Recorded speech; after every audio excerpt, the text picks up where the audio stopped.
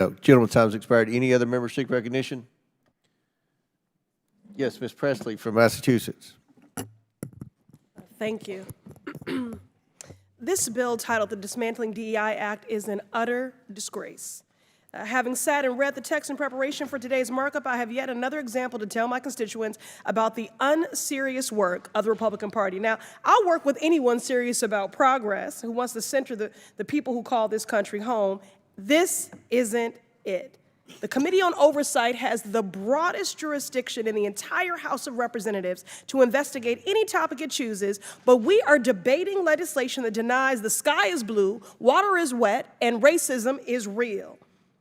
The major provision of the bill says to ban anything that acknowledges racism. And a few pages later in the exact same bill, there are multiple provisions discussing the presence of racism. This Republican approach is as predictable as it is nonsensical.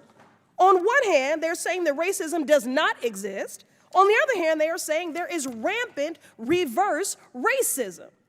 Well, how do you reverse something that never existed in the first place? Riddle me that. While this Republican policy may have a new name, it's the same old tired game. Look, y'all are entitled to your opinions, but not a denial of the facts. Do you all know your history? Do you know American history? The original Constitution counted enslaved individuals as 3/5 of a person. During World War II, the federal government forcibly relocated and incarcerated 110,000 Japanese Americans. The FHA practiced redlining in the 1930s and 60s to deny mortgages to Black Americans, which is why we have a racial wealth gap today. I could go on. The GI Bill, which is supposed to be race neutral, denied access to Black Americans, denying them equal access to education and housing benefits, which is why we do not have generational wealth. Don't talk to me about merit when those Black servicemen fought for our freedoms. And I'd also just like to take a personal note of privilege to say, please keep Dr. Martin Luther King Jr.'s name out of your mouths. Yes.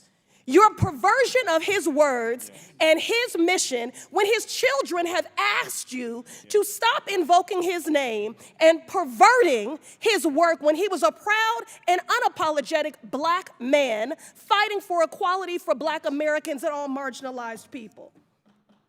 So you all are entitled to your opinions, but not a denial of the facts. But I'm not surprised that you would deny American history. What I am, though, is committed.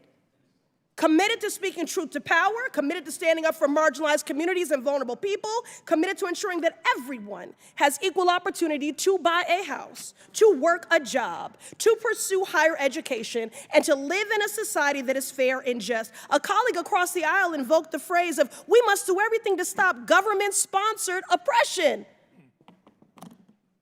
Well, I've just enumerated numerous examples, which is exactly why we have legislation and an executive order to reverse this harm.